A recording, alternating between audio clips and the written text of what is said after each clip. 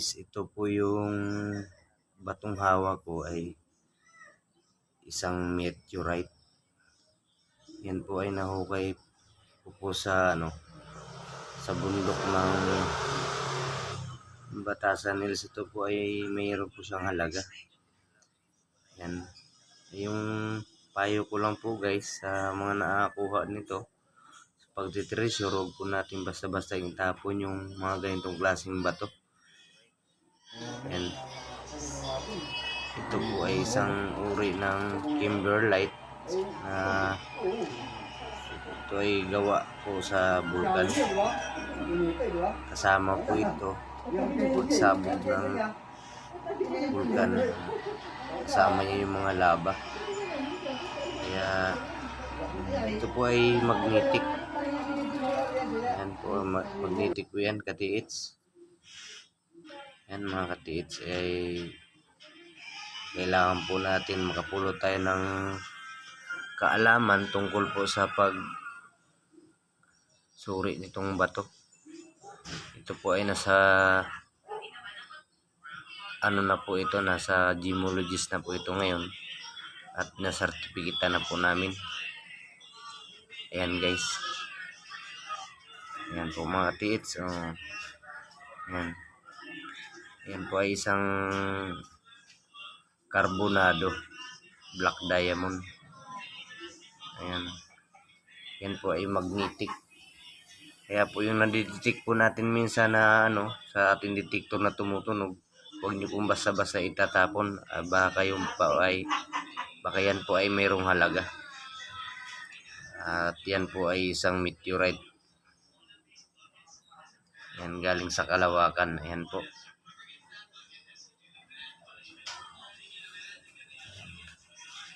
Magaspang po yan at kumikinang po yan.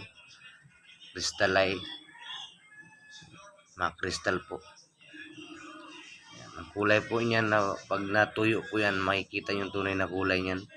Meron siyang kulay green and black colors. Yan. Kulay black kaya tawag niyan black carbonado diamond.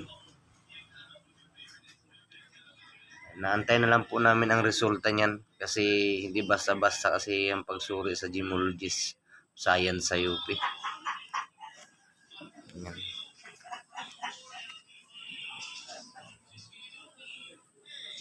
Ayan po. Ayan po. Huwag po natin basta-basta itapon mga nakukuha natin bato sa ilalim. At baka yan po ay mahalaga. Kaya po nila ibinaon yan. Ayan.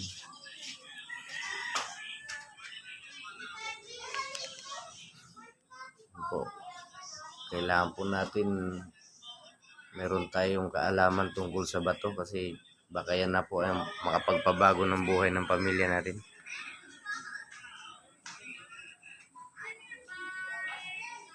Ayan.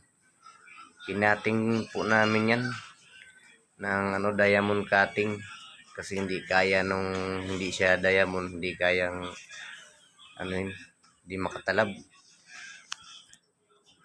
Ayan, diamond cutting, nabasag namin.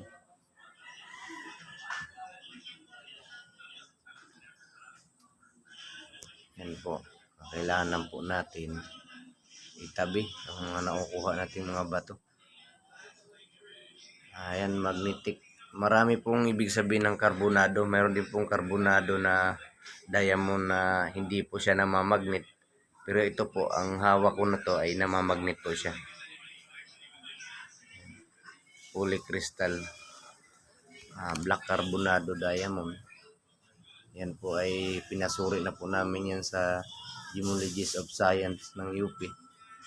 At inaantay na lang po namin yung resulta.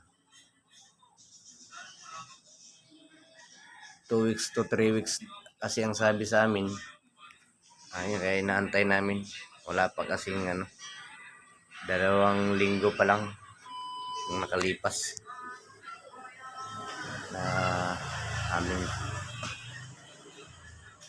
pagdala sa UP. Ayan mga katiids. Yan po. Hindi po makatulong po sa atin ang mga bato na nakukuha natin ng mga magnetic stone. Hindi natin alam, isa pala yan sa meteorite na mahal dito sa buong mundo. Yan.